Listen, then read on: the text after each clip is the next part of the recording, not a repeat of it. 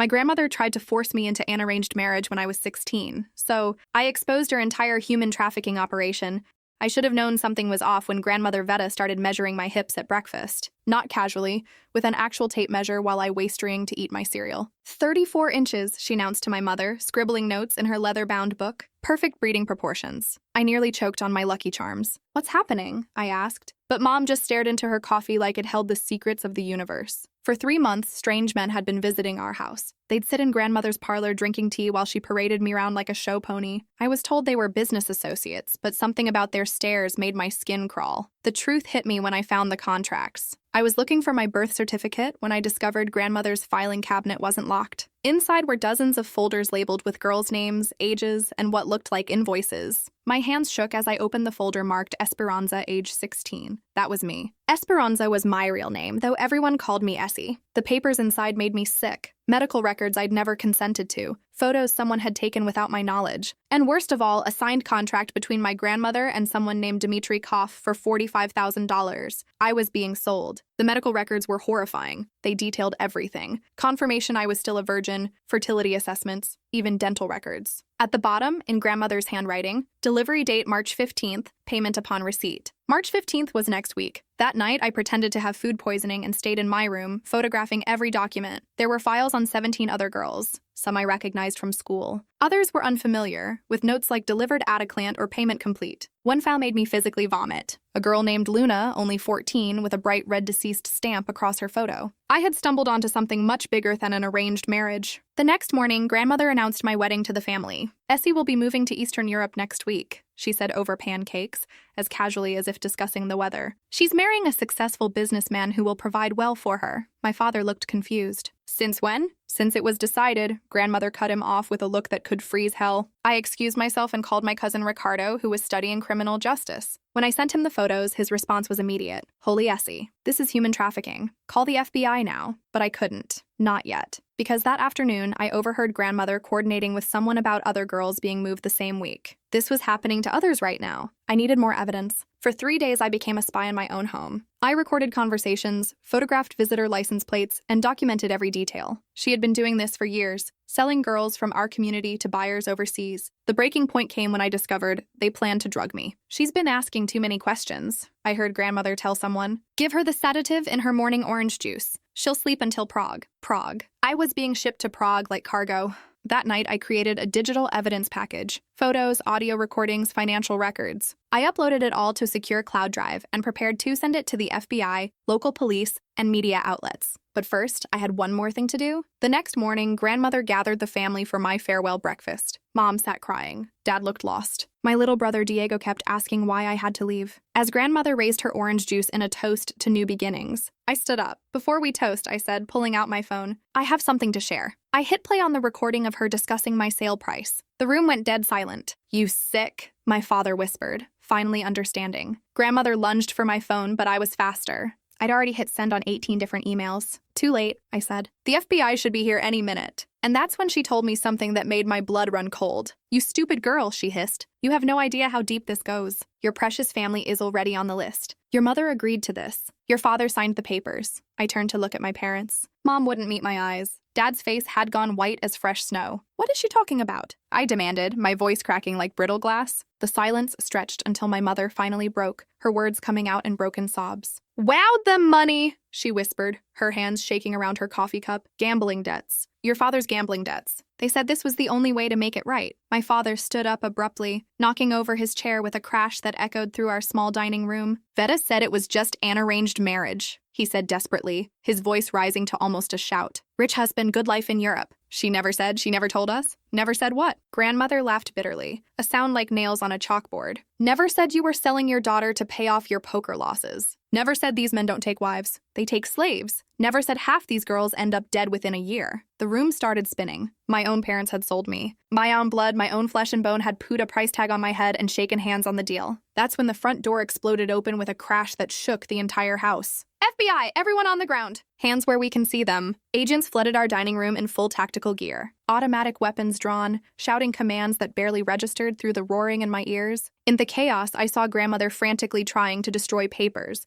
stuffing them in her mouth and chewing desperately. My mother collapsed, sobbing on the linoleum floor. My father was being handcuffed, his face a mask of confusion and terror. Agent Patricia Torres found me huddled in the corner behind the overturned chair, still clutching my phone like a lifeline. "Are you Esperanza Morales?" she asked gently, her voice cutting through the chaos with surprising calm. I nodded, unable to speak. "You're safe now, honey. Your evidence package was incredibly thorough. We've been tracking this network for 8 months, but we never had an inside source with this level of access." Over the next several hours, sitting in a sterile FBI conference room with terrible fluorescent lighting, I learned the full scope of what grandmother had been orchestrating. Her Blessed Union's cultural marriage services was a front for an international trafficking ring that spanned 3 continents. She'd been operating for 15 years, targeting families in financial distress throughout Latino communities across the Southwest, and convincing them to marry off their daughters for debt forgiveness and promises of prosperity. The girls were never seen again. Luna, the 14-year-old whose file I'd found with the red deceased stamp, had died trying to escape a brothel in Moldova after being beaten so severely she suffered internal bleeding. 17 other girls had simply vanished into the network, their families receiving occasional fake letters and photos to maintain the illusion they were living happy, married lives. "Your grandmother was what we call a Tier 1 recruiter," Agent Torres explained,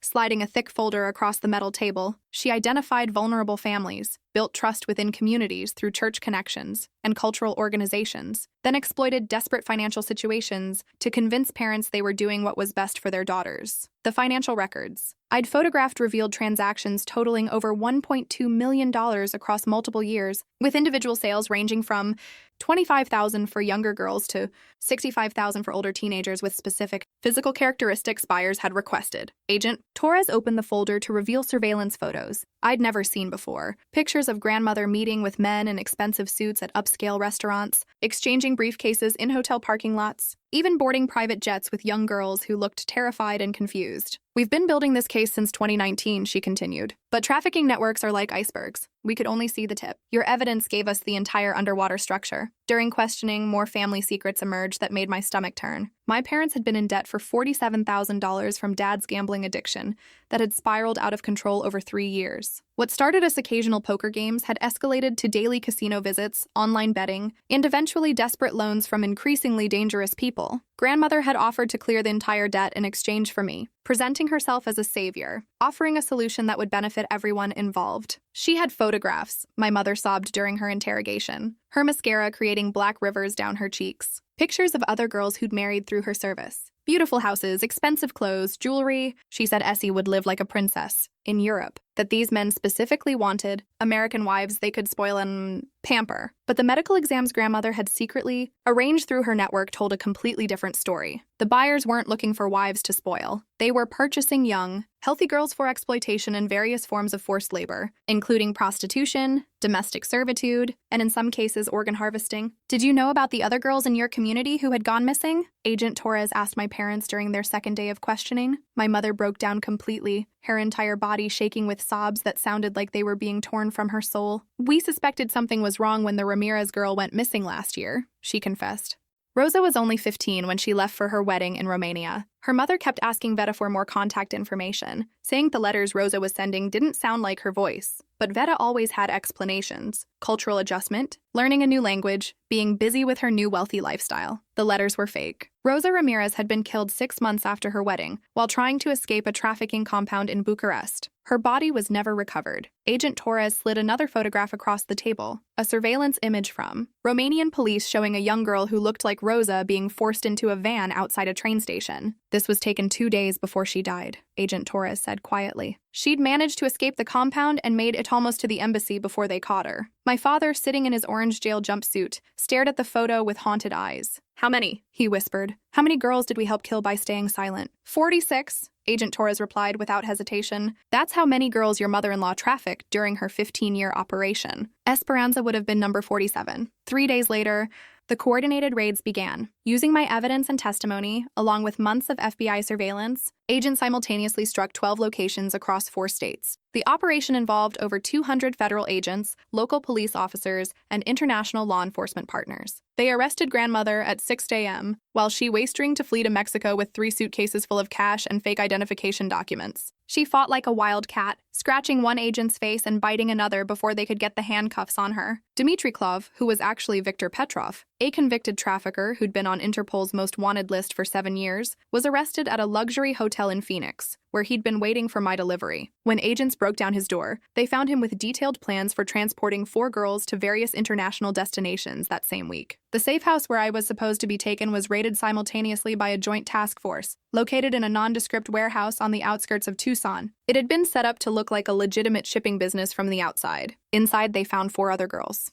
Carmen Vasquez, 17, from El Paso, had been held there for 3 weeks. She'd lost 30 pounds and had visible track marks on her arms from sedatives they'd been using to keep her compliant. Sofia Mendoza, 15, from San Antonio, had been there for 10 days. Her marriage to a businessman in Ukraine had been scheduled for the following week. Isabella Rodriguez, 16, from Phoenix, had arrived just 2 days before the raid. She was still fighting them, still had fire in her eyes, still believed someone would come looking for her. And Aria Chen, 14, the youngest, who'd been trafficked from Los Angeles after, her family was convinced she was, being adopted by a wealthy American couple who wanted to give her educational opportunities they couldn't afford. All 4 girls were rescued alive, though the psychological trauma would take years to heal. The media coverage was intense and unrelenting. Local news stations called it the largest human trafficking bust in state history. National outlets picked up the story when they learned a 16-year-old girl had single-handedly exposed an international trafficking network by documenting her own attempted sale. CNN interviewed me via satellite from the FBI safe house where I was staying. "What made you realize you had to document everything instead of just running away?" Anderson Cooper asked. "I found Luna's file," I said, my voice barely above a whisper. She was 14 when they killed her. I kept thinking about all the other Lunas who might be saved if someone could prove what was really happening. I couldn't live with myself if I escaped, but left the door open for them to keep destroying lives. But the aftermath wasn't what I expected. My family didn't just fall apart. It disintegrated completely, like a house of cards in a hurricane. Dad was charged as an accessory to human trafficking, but got a plea deal for cooperating fully with prosecutors and providing detailed information about grandmother's operation. He received 5 years in federal prison, but would serve only 18 months with good behavior and continued cooperation. Mom was charged with child endangerment and conspiracy, but avoided prison time by agreeing to 3 years of supervised probation and 500 hours of community service with anti-trafficking organizations. Diego, my 12-year-old brother, went to live with our Aunt Carmen in Denver. He was too young to understand the full scope of what had happened, but old enough to know our family had been destroyed by choices the adults made. The first time I saw him after the arrests, he wouldn't look at me. "Why did you have to tell?" he asked quietly, his small hands twisted together in his lap. "Now everyone at school knows what our family did. Now I don't have a mom or dad anymore." It broke my heart into pieces so small I wasn't sure they could ever be put back together. I testified against grandmother at her trial, which lasted 6 weeks and made national headlines daily. She showed no remorse whatsoever, even when faced with 17 counts of human trafficking, 6 counts of conspiracy to commit murder, and dozens of other federal charges connected to girls hoodied in the network. Her defense attorney tried to paint her as a victim of circumstance, a woman who'd grown up in poverty and abuse who was simply trying to help families escape similar situations. But when the prosecutor asked her directly about Luna, about Rosa, about the other girls whose deaths were directly connected to her trafficking operation, she showed her true nature. "These girls had better lives than what they were leaving," she said coldly, her voice carrying the same tone she'd used when discussing my hip measurements. "I gave them opportunities they never would have had otherwise. If some of them were too weak to adapt to their new circumstances, that's not my responsibility." The courtroom was dead silent. Even her own attorney looked sick. The judge, a stern woman in her 60s who'd been handling trafficking cases for over 20 years,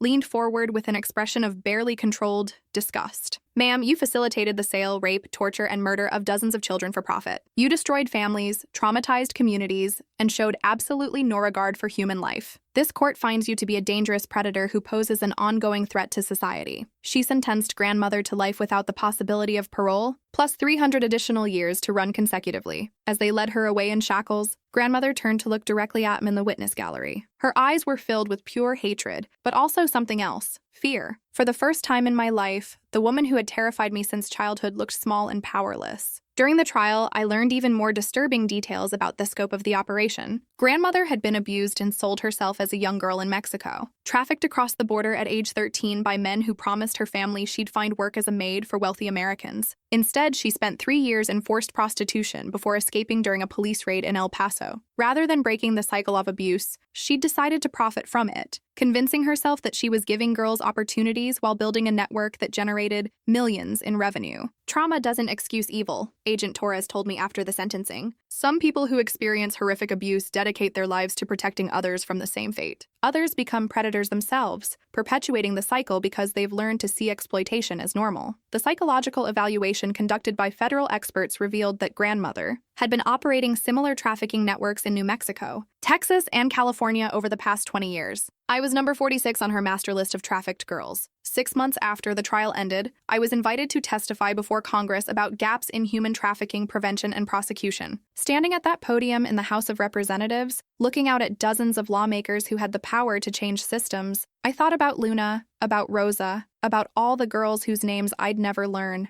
The average age of entry into trafficking in the United States is 12 to 14 years old, I told them, reading from testimony I'd prepared with help from victim advocates. These aren't strangers snatching children off the street. 83% of trafficking victims are trafficked by people they know and trust, family members, friends, romantic partners, and community leaders. The Esperanza Act was passed unanimously 4 months later. It requires extensive background checks for international marriage brokers, creates stronger federal penalties for family members who knowingly participate in trafficking, establishes mandatory training for school counselors and teachers to identify trafficking victims, and provides funding for survivor services. The bill was signed into law on Luna's birthday. She would have turned 18 that day. The rescued girls and I stay in close touch through a support group that meets every month. We call ourselves the Phoenix Sisters, women who rose from the ashes of what was supposed to destroy us. Carmen, who'd lost so much weight in the safe house, is now studying to become a nutritionist, wanting to help other trauma survivors rebuild their relationships with food and their bodies. Sophia, the 15-year-old who was supposed to be shipped to Ukraine, is studying international law with plans to work for organizations that combat trafficking worldwide. Isabella, who never stopped fighting even in captivity, became a self-defense instructor who teaches free classes for at-risk girls in her community. Aria, the youngest at 14, is now in therapy and doing well in school, but still struggles with trust issues and nightmares. She's the reminder that some trauma takes years to heal, if it ever fully heals at all. We support each other through the difficult days, the anniversaries of our near trafficking, the moments when memories overwhelm us, the times when well-meaning people ask intrusive questions about our experiences. During one particularly difficult group session, Sophia asked a question that haunted all of us. Do you ever wonder what would have happened if Essie hadn't been brave enough to document everything? How many more girls would have disappeared? Agent Torres, who sometimes joined our group sessions, answered honestly. Based on the intelligence we gathered, the network was expanding rapidly. They had plans to begin recruiting from middle schools, targeting even younger girls. Without Esperanza's evidence, we estimate they would have trafficked at least 50 more victims in the following year. Alone, 50 more Lunas, 50 more Rosas, 50 more. Girls whose families would receive fake letters, while their daughters suffered unimaginable horrors. Dad got out of prison after 18 months exactly as predicted. He'd been a model prisoner, participating in every counseling program available, leading a Gamblers Anonymous group, and continuing to cooperate with ongoing trafficking investigations. He wrote me letters constantly during his incarceration, long, rambling confessions about his gambling addiction, desperate apologies for what he'd allowed to happen, promises that he'd changed, pleas forgiveness that I wasn't ready to give. I know I don't deserve it, his final letter read, but I hope someday you can find it in your heart to let me try Toby your father again. I failed you in the worst possible way, but I want to spend the rest of my life making it right. I never wrote back. When he was released, he moved to a halfway house in Albuquerque and got a job washing dishes at a diner. He started attending meetings for parents of trafficking victims, speaking about the warning signs he'd ignored, the desperation that had made him vulnerable to grandmother's manipulation, but I couldn't bring myself to see him. Every time I thought about that breakfast table, about him signing papers that put a price on my life, the anger rose up like bile in my throat. Mom had a different kind of breakdown after the trial. She developed severe agoraphobia and couldn't leave her apartment for months. She lost her job, had to move to a smaller place, and started drinking heavily to cope with the guilt and shame. She sent birthday cards every year that I threw away unopened. She left voicemails that I deleted without listening to. She reached out through Aunt Carmen, begging for just one chance to explain, to apologize, to try to repair what she'd helped destroy. But I couldn't forgive her either. Not yet, maybe not ever, because she'd had a choice. When grandmother presented that contract, when those men came to evaluate me like livestock, when the medical exams were scheduled, she'd had opportunities to say no, to protect me, to find another solution. Instead, she chose to save herself and sacrifice me. Diego wrote home sometimes from Denver. Aunt Carmen sent pictures of him playing baseball, graduating 8th grade, smiling with friends. He was healing in ways the rest of us couldn't. But in his letters, I could sense the weight he carried, the knowledge that his family had been willing to sell his sister, the confusion about why everything had to fall apart, the fear that people would always see him as connected to the trafficking operation. "Do you hate Mom and Dad?" he asked in one letter. I stared at that question for hours before writing back.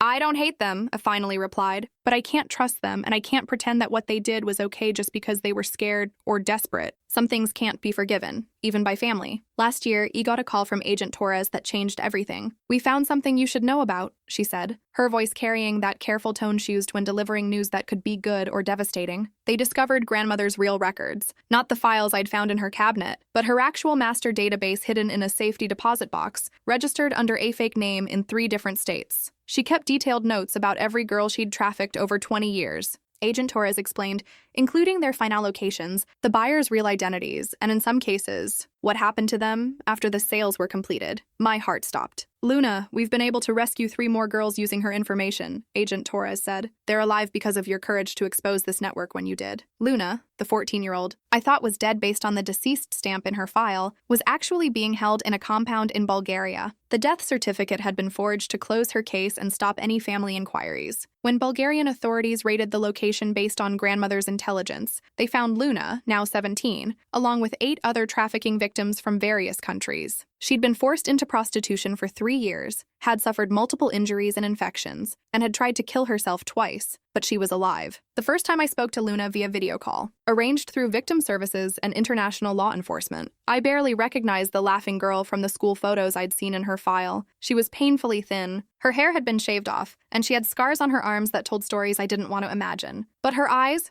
still held fire. "You saved my life," she said in accented English she'd learned during recovery. "When police came, they said an American girl named Esperanza gave them information to find us. I knew it was you from the news stories." I started crying and couldn't stop. "I thought you were dead," I whispered. "I saw the stamp in your file. I thought I was too late to help you." "You were not too late," she said firmly. "Every day in that place, I hoped someone would come. I never stopped believing, and you made it happen." Luna is now in intensive therapy and rehabilitation in Bulgaria, working with organizations that help trafficking survivors rebuild their lives. She wants to become a social worker to help other girls who experience what she experienced. The 2 other rescued girls were Maria Santos from Honduras, who'd been trafficked at 15 and held for 2 years in a domestic servitude situation in Germany, and Yuki Tanaka from Japan, who'd been sold into forced labor in a factory in Thailand at age 16. All 3 girls credit my exposure of the network with saving their lives. We've been able to rescue 3 girls and prosecute 17 additional traffickers using the intelligence from your grandmother's records, Agent Torres told me. But there's something else. We've identified 12 other families who were targeted by the network but didn't go through with the transactions. Your case going public scared them away from participating. 12 more families. 12 more girls who didn't disappear because other parents saw the news coverage and realized what they'd almost done to their own daughters. The ripple effects kept spreading. Detective Maria Gutierrez from Phoenix PD started a task force, specifically focused on family-facilitated trafficking after seeing how common it was in grandmother's, network. "People think trafficking is always strangers grabbing kids," she told our reporter. "But family trafficking is actually the fastest growing category we're seeing. Parents, grandparents, aunts, uncles, people who are supposed to protect children, selling them to pay debts, support drug habits, or just for money." The task force has investigated 47 cases in 3 years and rescued 23 children from family trafficking situations. I'm 19 now, starting my sophomore year at Georgetown University, with a full scholarship funded by donations from people who heard mystery. I'm double majoring in international law and psychology with plans to work for organizations that combat trafficking worldwide. My dorm room is covered with photos of Luna, Carmen, Sophia, Isabella, and Arya, reminders of why I survived, why I spoke up, why I can never stop fighting for girls who are still trapped in the network that was supposed to consume me. Every semester, I get letters from girls who've escaped trafficking situations after learning about warning signs from news coverage of my case. A 15-year-old in Texas called the trafficking hotline when her aunt started arranging her marriage to an older man, leading to the discovery of a network targeting girls in immigrant communities. A 16-year-old in California recognized the manipulation tactics her boyfriend was using to isolate her from family and friends, realizing he was grooming her for trafficking before it escalated. A 14-year-old in Florida told her school counselor when her stepfather started talking about introducing her to business opportunities with his friends, preventing what investigators later determined would have been a sale into domestic servitude. These are the victories that keep me going when the nightmares come. When I wake up in cold sweats thinking about what would have happened if I hadn't found those files, if I hadn't been brave enough to document everything, if I'd just tried Torin instead of fighting back. Last month, I received a letter that made me realize how far the consequences of my choice had reached. Dr. Patricia Morrison, a researcher at Johns Hopkins who studies family trafficking patterns, wrote to tell me that my case had become a cornerstone study in her field. The documentation you gathered and the courage you showed in exposing your own family's participation has fundamentally changed how we understand and combat trafficking, she wrote. Your case is taught in criminal justice programs, social work schools, and law enforcement across the country. The Esperanza Protocol is now standard procedure when investigating suspected trafficking cases, looking for family involvement, documenting financial motivations, and understanding how traffickers manipulate cultural expectations and economic desperation to convince families to participate in selling their children. But the letter that affected me most came from an unexpected source. Viktor Petrov, the man who was supposed to be my husband, wrote to me from federal prison where he's serving life without parole. You destroyed my life, his letter began, and I almost threw it away immediately. But something made me keep reading. I have spent 3 years in this cell thinking about what you did, and I realize now that you destroyed the life of a monster. You saved those girls, but you also saved me from becoming even worse than I already was. He went on to describe his own childhood in Russia, how he'd been sold by his family to criminal organizations at age 12, how years of abuse had turned him into someone who saw children as commodities instead of human beings. I am not asking for forgiveness, he wrote. I'm not asking for sympathy. I am telling you that what you did was right and brave and necessary. You stopped me from destroying more lives. You stopped your grandmother from destroying more families. You changed everything. At the end of the letter, he included information about 3 other trafficking networks he'd worked with during his criminal career, details he was sharing with federal prosecutors in hopes that more victims could be rescued. I forwarded his letter to Agent Torres, who confirmed that his information had already led to 2 more arrests and the rescue of 1 additional trafficking victim. Even the man who was supposed to destroy my life had been changed by my choice to fight back. When people ask if I regret exposing my family, if I regret destroying the only life I'd ever known, I think about Luna video calling me from Bulgaria to show me the painting she'd finished in art therapy. I think about Carmen teaching a self-defense class to middle school girls, empowering them to protect themselves. I think about Sophie interning with an international human rights organization, using her experience to help draft policies that protect trafficking victims. I think about Isabella speaking at conferences about survivor empowerment, refusing to let her trauma define her limitations. I think about Arya, still healing, but alive, still fighting, still believing that the world can be good despite everything she's endured. I think about the 43 other girls on grandmother's list who will never be sold because the network is destroyed. I think about the 12 families who decided not to participate after seeing the consequences of what my family did. I think about the investigators who use my case to recognize warning signs in other families. I think about the laws that have changed because lawmakers saw what happens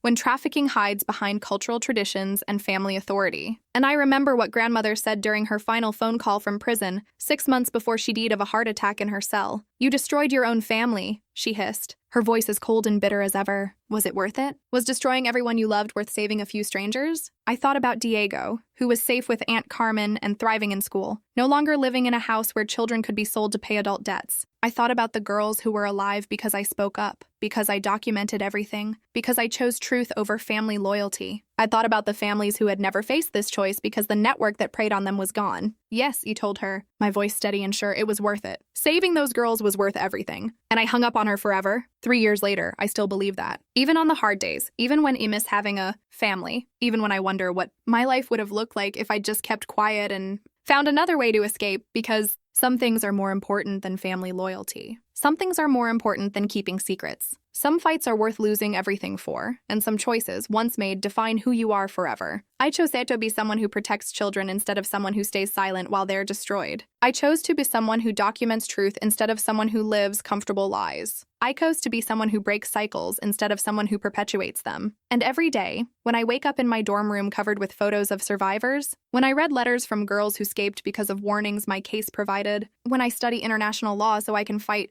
trafficking on a global scale, I know I made the right choice, even if it cost me everything I thought I wanted, even if it meant losing the family I thought I needed, even if it meant growing up faster than any 16-year-old should have to. Because the girls who lived, they were worth it. They are worth it. They will always be worth it. And as long as I have breathe in my body and fight in my spirit, I'll keep making sure other girls know they're worth fighting for too.